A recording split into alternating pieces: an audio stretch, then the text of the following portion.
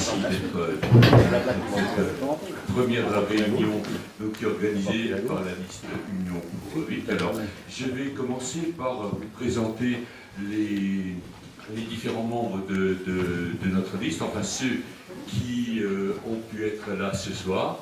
Et donc il y en a quelques-uns, soit pour des raisons de santé, soit pour des raisons professionnelles qui seront pas là, enfin qui ne sont pas là ce soir et qui seront là lors de la deuxième réunion, donc qui aura lieu le vendredi avant les élections. Donc on va commencer par le Benjamin de la liste, c'est Thomas Walter. Donc Thomas, tu peux te présenter. Oran Murard, donc, qui est à côté. Donc levez-vous pour que les gens vous voient. Voilà. Alain Monchot, donc voilà, et puis il a l'habitude un petit peu de... je ne connaissais pas. Guylaine Gerber. Voilà. Sylvie Schellenberg. Christiane Leroy. Voilà, donc on arrive vers les jeunes aussi, hein, donc Sylvestre Corneveau, voilà, Séverine Kunz, voilà, Gilles Destelet, et un jeune aussi, et Jean-François Jacot, et donc moi-même, et donc Gérard Martini. Bon, je pense que je connais à peu près tous ceux qui sont dans cette salle. Alors, vous présente leurs excuses parce qu'ils n'ont pas pu être là ce soir pour différentes raisons. Donc il y a Lionel Bichet, il y a Patricia Henriot, il y a Delphine Del Sordo, et je crois que j'ai fait le... Et Pascal Durand, Pascal Durand, il travaille la nuit, donc il ne peut pas être là. Enfin, donc, il se prend déjà souvent des congés pour participer à nos réunions, donc il faut qu'il aille travailler de temps en temps, parce que sinon il ne se fabriquera plus de voitures, c'est le prochain temps. Alors, donc si nous sommes plusieurs à nous représenter au municipal du 23 mars prochain, c'est parce que nous avons apprécié le fait de nous occuper de Vic et des Vicois. Mais si nous nous représentons, c'est aussi parce que 6 ans, ça peut paraître très long, mais 6 ans, c'est aussi très court lorsqu'il s'agit de s'occuper de dossiers complexes. Nous avons réussi à faire avancer plusieurs gros dossiers, j'en parlerai tout à l'heure, et nous pensons que ceux qui les ont suivis, qui ont réussi à les faire avancer, c'est-à-dire nous, on est peut-être les mieux placés, les plus aptes pour les mener à terme. Nous avons complété notre liste avec des hommes et des femmes qui, jour après jour, ont montré et montrent leur enthousiasme et leur dynamisme au cours de cette campagne. Pourquoi une liste d'union? Une liste d'union d'abord parce que c'est pas facile de trouver 15 personnes qui veulent vraiment s'engager pour les autres, pour leur commune. Une liste d'union aussi parce que faire des listes sur des bases politiques, ce n'est pas la tradition à Vic, et je ne sais même pas si ça serait possible d'ailleurs. Une liste d'union aussi parce qu'au cours du mandat actuel, nous n'avons refusé aucune bonne volonté. Parce qu'au niveau de l'intercommunalité, nous avons besoin d'être unis pour être efficaces, et nous l'avons montré pour des dossiers comme le multi-accueil, la petite enfance, des dossiers comme la fibre optique, et puis le dossier de la zone de Morville aussi. Hein, je crois que si la troisième phase a pu se mettre en route, c'est quand même beaucoup grâce au Vicois. Et parce que ce qui nous intéresse aussi, c'est de mettre en œuvre des actions qui vont dans le sens de l'intérêt de Vic et des Vicois. Si nous avons choisi de tenir 2 réunions, c'est pour pouvoir échanger avec vous, vous entendre vos besoins, et aussi pour que nous puissions expliquer notre programme.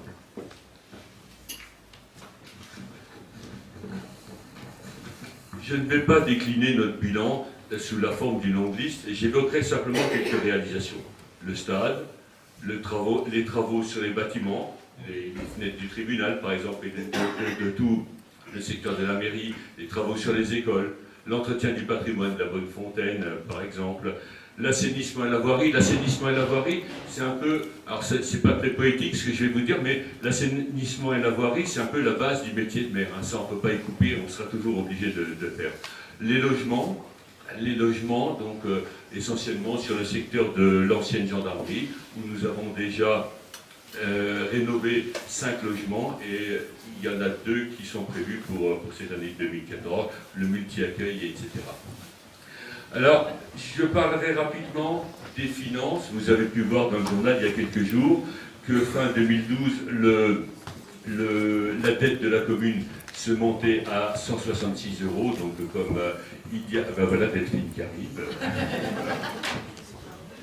Et donc la dette de la commune était de 166 euros à la fin de l'année 2012. Actuellement, elle est à moins de 150 euros. Alors, pour vous donner une idée de ce que peut être la dette, dans la dette moyenne pour les communes de notre importance, c'est 600 euros, donc 4 fois plus important. Alors, l'autre point fort aussi, c'est que les bases d'imposition, elles ont été augmentées de 3 fois 1%, de 3% en 6 ans. Je crois que là aussi, on a voulu montrer clairement qu'on voulait rester dans l'assiette et de ne pas faire exploser la fiscalité. Alors ensuite, on a essayé aussi de travailler sur le fonctionnement, de gagner sur le fonctionnement. On a revu tous les contrats, les assurances, on a réussi à les diviser par 2, le téléphone, les photocopieurs, la maintenance. Et si on a fait ça, c'est pour avoir les moyens de faire fonctionner notre commune dans des bonnes conditions et pour dégager aussi de l'autofinancement pour pouvoir investir. On a un deuxième budget, enfin on en avait un troisième en début de mandat, c'est le budget du lotissement, donc celui-là, je passerai rapidement, on l'a épongé et puis donc on n'en parle plus. On a un deuxième budget, c'est le budget d'assainissement qui avait un fort déficit qu'on n'a pas réussi à combler totalement, mais en 2014, là aussi, on va payer notre dernière annuité de la dette, donc sur le budget d'assainissement, il n'y aura plus aucune dette. Donc là, ça va nous permettre, dans les années qui viennent, de refaire des travaux, par exemple le secteur de la rue Meignier a des gros besoins dans ce domaine. Mais pour nous, ce qui est essentiel, c'est encore plus que les travaux, c'est d'améliorer la qualité de vie des habitants. C'est organiser le quotidien, c'est assurer la continuité des services de proximité, c'est garantir aussi la tranquillité de tous. Alors, si vous voulez bien, je vais vous parler de quelques gros dossiers qui sont en cours, et puis donc après on pourra passer aux questions, et donc je passerai aussi le micro à mes colistiers qui ont des compétences dans un certain nombre de domaines, et donc ils pourront les exprimer. Alors, le premier dossier, c'est le dossier FK. Donc FK, ça a été très difficile. Alors vous allez dire, en 6 ans, ça aurait pu aller plus vite. Pas tellement, parce qu'il fallait, quand on a le propriétaire qui ne veut pas vendre, quand il met tous les artifices juridiques en place pour pas vendre, donc il faut monter des opérations complexes, il faut monter ce qu'on appelle une DUP, il faut qu'il y ait un projet, il faut montrer au préfet que la seule manière de se développer pour Vic, parce que Vic au niveau de l'urbanisme, l'Est et l'Ouest, on est entravé par les crues de la Seille, on est en secteur inondable. Au Nord, on est en zone de protection paysagère, tous les coteaux sont en protection paysagère, donc il n'y a guère que le Sud qui peut permettre à Vic de s'étendre. Alors, une question, est-ce que pour une commune c'est important de s'étendre? Je crois qu'il faut qu'on soit tous conscients ici que si on ne maintient pas notre population ou si on ne l'augmente pas, on a des ressources qui vont baisser, ça sera d'autant plus difficile d'assurer le quotidien. Alors naturellement pour nous, il n'est pas question que Vic s'agrandisse de centaines et de centaines d'habitants, mais c'est d'offrir des possibilités de construire pour les jeunes ménages qui sont originaires de Vic ou qui viendraient à s'y trouver. Donc FK, on a réussi grâce à la mise en place d'une DUP. Donc la DUP, c'est un document par lequel on demande au préfet de saisir justement, de prendre conscience de l'importance du site pour la commune et donc d'exproprier le propriétaire. Alors, ça a été très difficile, et puis au bout d'un moment, le propriétaire s'est rendu compte qu'il valait peut-être mieux vendre au prix qui lui était proposé, plutôt que d'attendre que le préfet décide d'un prix qui aurait peut-être été inférieur. Alors, c'est un organisme qui s'appelle l'EPFL, l'établissement public foncier de Lorraine, qui gère ce dossier, parce que nous, naturellement, la commune de Vic n'a pas de service d'ingénierie, de personnel qui est capable de suivre un dossier de cette importance. Et donc le PFL a pris possession du bâtiment et puis de toute l'emprise foncière le 6 janvier donc 2014. On en avait parlé dans les tracts qu'on vous a distribués. Et actuellement, il y a une entreprise qui va faire des diagnostics de la pollution, donc qui travaille. Alors, vous ne les voyez peut-être pas parce que l'essentiel des sondages sont à l'intérieur des bâtiments. Et donc ensuite, il y a un maître d'œuvre qui sera désigné et qui mettra le chantier de démolition. Donc, là, ça va prendre encore du temps forcément, mais ce qui est important, c'est que le PFL a pris possession de l'ensemble et donc nous le rétrocédera à la commune après toute la dépollution. Alors, on a un projet d'ensemble. Naturellement, on ne pourra pas faire l'ensemble, parce que l'ensemble, donc il y a l'usine et puis donc tout ce qu'on appelle le grand parc, qui va jusqu'au parking poids lourd. Ça fait pratiquement 7 hectares. C'est l'urbanisme pour les 20 ou 30 années à venir. Et donc, naturellement, on procédera par tranche. Alors, 4, 5, 6, je ne sais pas. De toute façon, on n'aurait pas les moyens financiers de faire l'ensemble d'un seul coup. Puis je crois que ce ne serait pas souhaitable non plus. Alors, autre gros dossier, c'est le dossier qui concerne la maison de retraite, ce qu'on appelle l'EHPAD et l'IME. Donc, l'EHPAD et l'IME sont des établissements publics et le maire est président du conseil d'administration. Il y en a 4 parmi nous qui sont à ce conseil d'administration et ça a été un très gros travail parce que quand nous sommes arrivés au conseil d'administration, le projet c'était de faire un établissement neuf et de démolir une bonne partie de ce qui était ancien, sauf que les bâtiments de France n'ont pas voulu et ce qu'on appelle les tutelles, c'est-à-dire l'agence régionale de santé et le conseil général n'en ont pas voulu non plus. On a été dans l'obligation de revoir complètement le projet et de réutiliser largement les anciens bâtiments. C'était la règle. Et depuis, ça a pris du temps aussi parce qu'il faut faire une négociation, il faut que les architectes puissent travailler. On est dans une phase active. L'équipe d'architectes qui a été retenue l'année dernière travaille et donc on a validé une partie du projet qui s'appelle l'avant-projet sommaire et donc le projet avance à son rythme. On espère que les premiers coups de pelle arriveront d'ici la fin de l'année. Alors, les établissements sociaux, pour Vic, c'est capital parce que c'est l'emploi. Vous imaginez Vic sans la maison de retraite, vous imaginez sans l'IME, vous imaginez sans la masse et le foyer mutuel. Vic perdrait sans doute une grande partie, je ne vais pas vous donner un chiffre, mais de sa population. Autre établissement aussi qui va être amené à évoluer, et là aussi, je le redis, naturellement, il y a la structure de l'établissement, il y a le directeur, mais il y a aussi donc le maire et le conseil d'administration, donc qui ont un rôle plus politique et qui peuvent faire avancer les dossiers. Et donc l'agence régionale de santé qui demande à ce que l'IME soit un établissement référent pour les autistes. Vous savez que l'IME a changé a changé un peu de fonction. Les résidents qui sont accueillis ne sont plus du tout les mêmes. Il n'y a presque plus de polyhandicapés. C'est essentiellement des autistes. Donc pour le personnel, c'est vrai que ça a été très difficile, ça a été très compliqué. Il a fallu beaucoup de courage pour arriver à transformer cet établissement. Mais je crois que là aussi, on va tirer un petit peu les marrons du feu parce que l'agence régionale de santé nous demande de réfléchir à la construction d'une deuxième masse, mais d'une masse pour les autistes. Et je crois que ça permettra aussi de pérenniser l'emploi et éventuellement de créer quelques postes supplémentaires.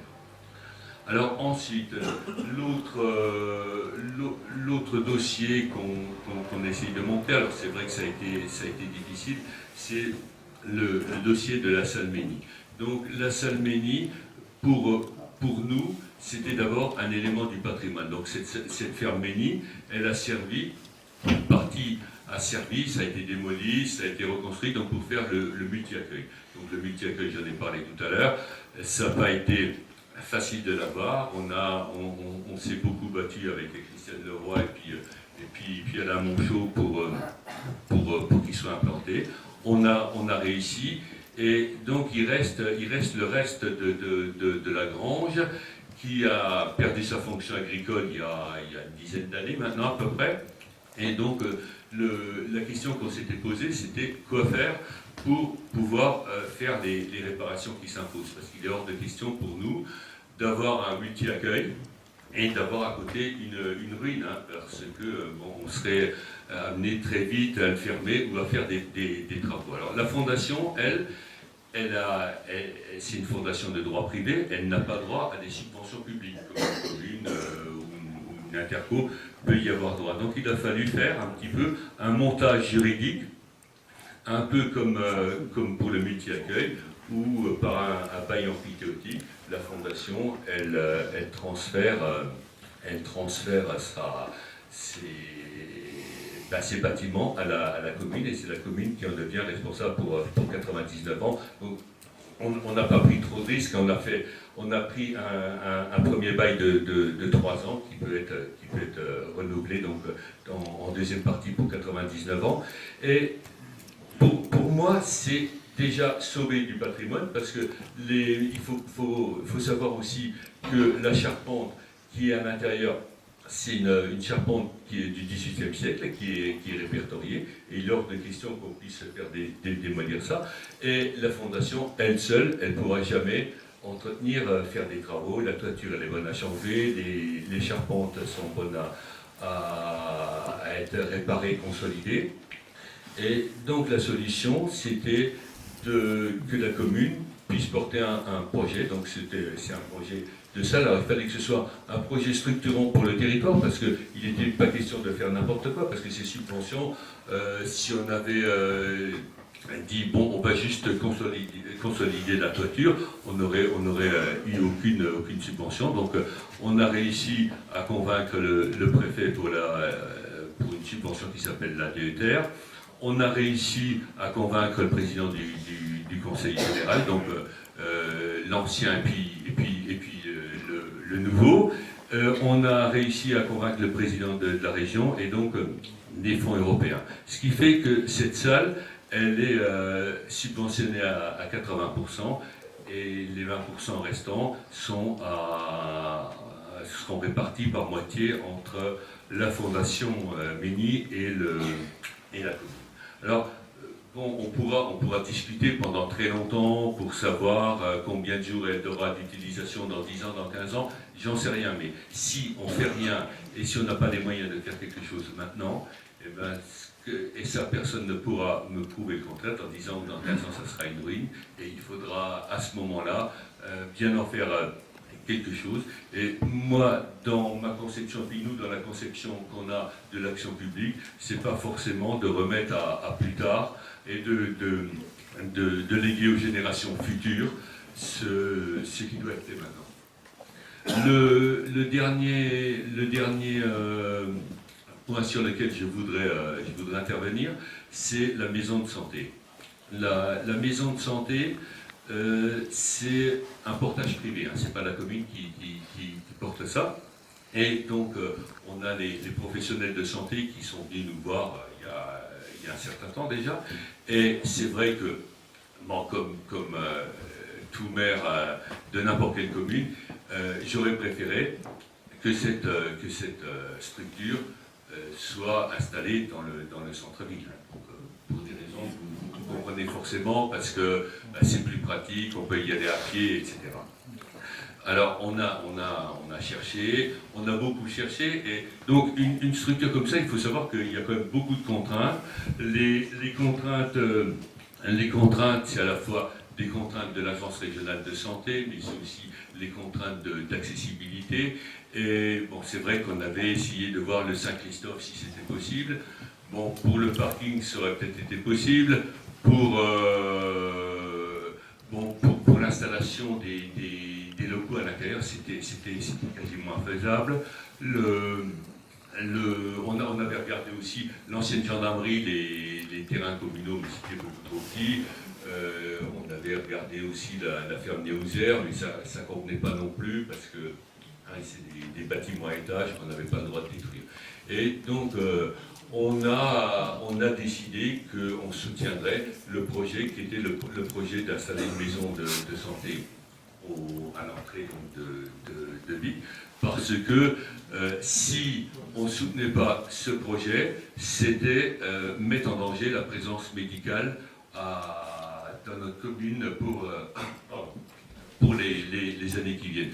Parce que, bon, à la limite, Audrey Werther, là où elle travaille, elle pourrait rester, mais vous imaginez que le docteur Aigle ou le docteur Jochem, quand ils partiront en retraite, je ne vois pas qu'est-ce qu'ils pourraient se réinstaller dans leurs locaux pour des raisons de confort, pour des raisons d'accessibilité, etc. Donc, voilà, on soutient ce projet. On a soutenu en accordant le permis de construire. On a soutenu en transformant le plan local d'urbanisme. Et on soutiendra en allongeant les réseaux pour que ce soit possible. Voilà.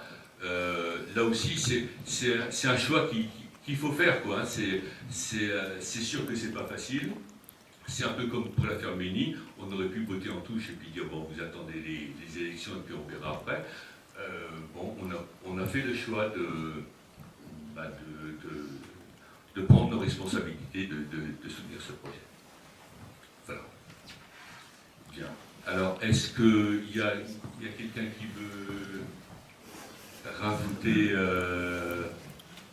un mot? Donc, j'ai été volontairement relativement bref. Je n'ai pas décliné le programme dans son intégralité. On le fera à la prochaine réunion. Et c'était pour vous laisser la parole à vous tous. Donc, est-ce que quelqu'un va intervenir? Pour la maison de santé, qu'est-ce que vous avez prévu pour que les personnes âgées, je ne dis pas âgées, puissent se rendre là-haut dans des conditions satisfaisantes? Alors, bon, je crois qu'on peut donner des réponses. Donc, les personnes qui peuvent plus se déplacer, ça ne change rien par rapport à aujourd'hui. Hein, on est d'accord. Mais bon, encore une fois, moi, je suis comme vous, j'aurais préféré que ça soit au centre-ville. Maintenant, si on regarde un petit peu ce qui se passe ailleurs, il y a des tas de communes beaucoup plus importantes que la nôtre qui n'ont plus de médecins. Les médecins, de toute façon, ils ne travailleront plus jamais comme ils ont travaillé jusqu'à maintenant. Hein, bon, par exemple, on a Gilles Carter là-bas qui a travaillé tout seul, qui travaillait parfois 20 heures par jour. Ça, c'est fini, ça arrivera. Ils travailleront par groupe de 2 ou 3, et donc dans des installations qui seront conformes à l'exercice de la médecine comme elle doit se faire aujourd'hui et demain. Parce que là, c'est comme l'avenir de Vic qu'on essaye de mettre en place de manière raisonnée pour les 15 ou 20 ans qui viennent. Alors, après, les médecins, ils continueront à se déplacer chez les personnes qui plus, qui sont chez elles, qui ne peuvent plus se déplacer. Donc là, ça ne changera rien. Après, effectivement, il faudra sans doute trouver, mais sur le canton, on a fait des études aussi sur le covoiturage, et donc il faudra, c'est évident, il faudra qu'on arrive à trouver des solutions, mais pas seulement pour l'aspect médical, pour les personnes qui vieillissent, et que ces personnes, on va les laisser elles vont rester chez elles beaucoup plus longtemps qu'avant, parce que maintenant, dans une maison de retraite, l'âge moyen d'entrée, c'est 85 ans. Hein, donc, on va faciliter pour les questions économiques. D'ailleurs, la présence des personnes donc, chez elles le plus longtemps possible. Et effectivement, c'est le genre de question qu'il faudra se poser. Donc, je crois que le pharmacien a déjà prévu. Monsieur Martini, arrêtez voir une seconde de parler. Pourquoi vous ne mettez pas une navette qui soit au détriment de ceux qui bâtissent le bâtiment? Vous parlez de covoiturage. Pourquoi vous ne mettez pas une navette qui soit disponible sur une place? Vous nous demandez encore de taper dans le porte-monnaie des Victoires. Monsieur Martini, de ma soeur et de ma mère. Bon. Tout le monde va pas faire pareil. Bon. Arrêtez de dire des conneries, monsieur Martini. Monsieur Ça, il faut Briand. annuler, bordel, là, Non, déjà. non, mais Arrêtez attendez. de penser, les gars, Bon. que ça me dérange de vieux, déjà. Arrêtez avec ça. Bon, monsieur Briand, On va commencer déjà. s'il vous plaît. Arrêtez. Alors, bon, le problème qui est soulevé. je vous ai Je juste suis posé la d'accord. question. Non, non, Financer une navette par Le les gens, problème qui est soulevé, c'est un vrai problème. Hein, je suis il faut le d'accord. résoudre. Je suis d'accord. Mais Ne parlez monsieur, pas de covoiturage. mais monsieur, Arrêtez. Il n'y a pas de nez, on est au mois de mars. bon, monsieur Briand. Pas de nez. Bon, Non, monsieur, il faut l'écouter, c'est des conneries, vous sortez. monsieur, Non, il faut l'écouter. monsieur Briand, Ah, monsieur Briand. si cet équipement il se met pas en place, alors on a peut-être des solutions à trouver, je suis d'accord. Mais si l'équipement ne se met pas en place, eh ben, au lieu d'aller à l'entrée de pique, vous irez à Château, vous irez à Dieu, vous irez à Essay. Pour me dire simplement une chose là-dessus, à Fafio. Oui. Il y a ceux qui habitent le centre-ville. Ceux qui râlent le plus, c'est en fait ceux qui habitaient près des médecins. Et ceux qui habitent au HLM. Ceux qui habitent à l'autre bout de Vic au chalet. Oui, mais c'est le droit. Ben, ils venaient déjà en voiture. Ils sont pas là. Donc il y a les 2/3 des Vicois Ils sont pas là. qui aujourd'hui, ben, pour aller chez le médecin, vont en centre-ville en voiture. Donc voilà, il faut réfléchir un peu. Là, d'accord. Là, Je d'accord. crois que. Et Fafio réfléchit 2 minutes. Oui, mais le problème, c'est Alors, le c'est pas roi. la attends, Oui. c'est pas la meilleure solution. Oui. Il n'y en a pas d'autre. Imaginez que Roberta, le kiné, Il aura fini. il va partir en retraite. Est-ce qu'il ira le nouveau à côté de chez toi? Non. Non. Le dentiste, est-ce qu'il ira à côté de chez le Lebrun? Non. Non. Les nouveaux médecins, avec le système nouveau, est-ce qu'ils voudront rester où ils sont? Non. Le seul endroit pour qu'ils aillent et pour qu'on garde tout ça, c'est encore là-bas. C'est pas la bonne solution, mais c'est la seule. Et si on veut garder, il faut y aller. Alors moi j'ai rencontré tout le monde. Moi, je suis d'accord avec vous. Je connais vite comme toi. Oui. Je connais vite j'ai connais les gens tout le temps. Ben, que je constate que les 2/3 des gens vont déjà chez le médecin en voiture. Oui, oui, ça. Alors maintenant, Oui. comment on fera dans l'entraide? Parce qu'il y a l'entraide à Vic. Les Vicois, c'est pas des sauvages. Il y a l'entraide qui fera que on emmènera les gens, on se débrouillera et la commune y veillera. Mais on a sauvé l'essentiel, c'est qu'on aura des médecins, un kiné, un dentiste. Ça, c'est bon. Alors maintenant, on va essayer avec les Vicois. Je crois qu'il faut essayer de voir comment on peut dépanner, comment on peut arranger les affaires. Et il est certain que pour... je prends le cas de Jean-François, il est évident. Avec Non, moi, je ne parle pas que de moi, monsieur non, Valorant. mais c'est le cas, une sœur handicapée. Moi, je prends la parole de Avec monsieur des personnes Coff âgées, ben, il et du faut Coco. trouver C'est la l'entraide. vérité. Voilà. Alors, parce que la chose qu'il faut dire, c'est que là, vous faites ça, bien, peut-être, mais il faut ça déjà maintenant, là, tout de suite, là, pour voir comment on va faire pour que les gens qui n'ont pas les moyens d'aller là-bas. Mais t'as raison, Et le soir, la pharmacie sera fermée à 19h. Les gens qui habitent à HLM qui vont y aller, c'est 19h30. Ben voilà, la seule pensée pas. Donc, on revient toujours au même point, on sait que Vic, pour l'instant, vous n'êtes pas d'accord avec moi, Vic commence à venir à mélanger que vous n'êtes pas capable de dire la vérité. Et c'est la vérité. Bon. C'est tout.